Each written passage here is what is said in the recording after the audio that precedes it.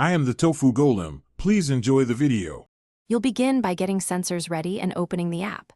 Put on your Apple Watch or make sure iPhone motion tracking is on because accurate data matters. Once done, open the fitness app and sign in with your Apple ID so activity syncs. Now set or accept move, exercise, and stand goals. This gives targets to aim for. Make sure to tap through the initial prompts because without goals, the app won't guide your workouts effectively.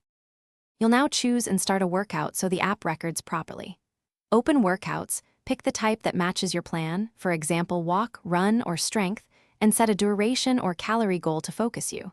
If you need route data, choose outdoor walk or run to enable GPS.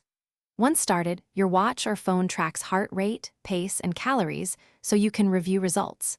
Use Siri or Control Center to start hands-free when you're moving. Stop and save the workout when you're done so the data syncs to health and fitness. Once saved, open the summary to inspect heart rate zones, route map, pace, and calories. This tells you what worked and what to adjust. If something's missing, first re-enable motion and fitness and Bluetooth, then restart your watch and phone. That fixes most sync issues. If problems persist, unpair then repair the watch to force a fresh connection and accurate tracking. Thanks for watching. Consider subscribing if we helped you today.